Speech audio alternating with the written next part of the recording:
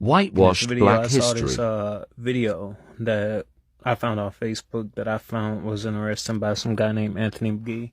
I found it on my friend's timeline, and I want to talk about it. Yeah, we believe this lore story and we don't start looking into what it really means. This is what they do with everything. Everything we know is fake, and it's not that old. You know, I've got books. I remember I was researching my family history, and as I was reading my family history, and I was going back and looking through the O'Learys and how we came from Ireland and all that, and I was looking at my mother's history as well. And it was when I was looking at my mother's history was when I found out that the pictures that we see of most American famous figures is not how they are depicted when an eyewitness talked about them. And I did a video on it that I posted on Facebook before. I'm not sure if I posted on YouTube, but I did a few videos about it. And when you read about these figures in American history, their depictions in the books doesn't match the whitewashed images that we see today. And as I was looking up like all this history and stuff, going through Wikipedia and going through like my genealogy and stuff, I began to see like all these whitewashed images of these famous black people. And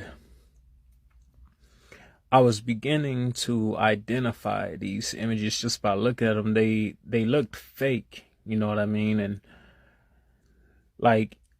And these images come from around the same time period as if somebody came in in a short period of time, and they changed the images and changed like the color of the images and hidden the real images.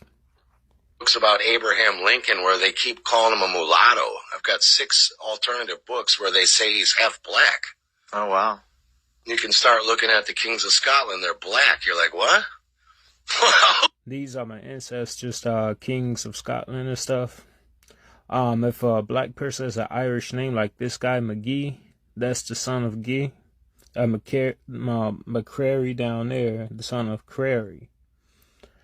The black guy that you see down here, hold up, let me get my marker. The black guy that you see down here and this Anthony guy, they are both Irish. But I'm not sure if they know that or not. What's that all about, you know? What are you talking about, right? Like, because then you see a painting of him and you go, well, that guy's not black. He's clearly white. Who made this oil painting? It's all made up. And these people make up their lineages and genealogy to claim that they have some rights. You know, all these stories are nonsense when you really go back into it. Have you ever seen the documentary Whited Out? No. What's that about? Well, check that out. It's talking about how the ancient Israelites were blacks. Okay. Yeah. Then you look at all the Moors who keep claiming, though, no, we weren't brought over on African ships. We were the black people here. Some of the Indian tribes were black, just like the originals. I won't call them aboriginals, the Australian originals. Mm-hmm. They're black. There were black American, what we'd call Indian tribes. There were Negroid races on all the continents. Yeah. So, you know, they were there already.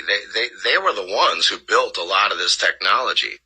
And when you talk, I used to have a bandmate who was black who was telling me this stuff 30 years ago, and I used to laugh.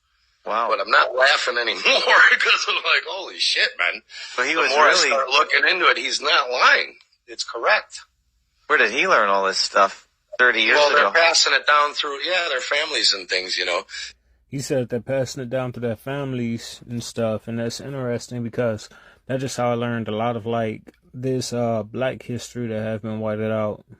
Is I start looking at my family history, and I start going back and back and back, and I realized that I come from a lot of famous politicians from the early American years and stuff. And as I was like looking back, especially on my mom's side of the family, as I was looking back through their history, I noticed that they was mentioned in books about Abraham Lincoln and stuff because our families used to work with their families. And like there was figures in that book who was described as being black. But when you look at their images today, they are depicted as being light skinned. If you look at this whited out, I mean, the whole, everything you think you know. You're my 144. He must have been a fan of Chronicles of Judah. But yeah, that's like what I had to say. I think that this video was kind of important for people to see, especially black people. And again, I think it is important for us to find our identities and where we really come from. And what a lot of black people don't know is that where the land that we are natives from is where our last name comes from. And what the school system like to tell us is that we got our last name from slave owners when it's not even true. And I am going to talk about this in a little more depth. There was little to no slaves given their last name from their slave owners. And in a lot of cases where slave owners have given their last name to a slave is when a slave woman married a slave owner husband, and that was happening more than you would think. But what school would like to teach us is that a lot of black women were raped, when the fact was that there was actually a lot of slave women marrying a lot of slave owners, and their family used to intermix a lot. A lot of slave families used to mix with the slave owner's family a lot.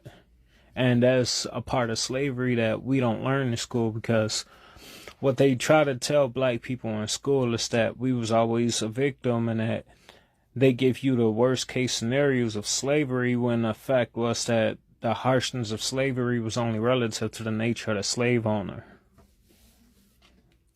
But in actuality, even back in the slavery days, there were black kids playing with white kids and stuff. And there was actually less racial tension back in slavery days than there is today, believe it or not. And that is one of the things that you don't learn in history, because that you don't even learn in class, because in the schools are indoctrination centers, and they want to program your kid to think a certain way. And so in order for them to pass their whatever agendas that they want to pass through the next generation, they have to program them. And the school system is a useful tool. That's the reason why you go to preschool from age 4 on up, because when you turn 4 is when you develop your what do you call that? That's just when you really start to remember things, when you really are able to learn and remember things, starting at age 4 on up. From ages 4 all the way up to 25, from ages 4 to 25 is where your crystallized memory is at its best. And then after your age of 25, it is where your crystallized intelligence begins to decline. And that's the reason why school, they try to program you for as long as your crystallized intelligence is at its finest, because they try to program stuff into you that you would keep for the rest of your life, or for however long that it'll take for them to pass their agenda for your generation. That is the reason why you see a lot of people who are in the baby boomer generation or early generation X, they are stuck on woke mode. And the reason why is because they've been programmed into them. And it is hard to break that programming in the oldest, because for one, it's hard to teach an old man new things, and for two, for their crystallized intelligence from ages 4 to 25, they learn agendas, and that's the reason why you go to preschool all the way up to college in between that time period.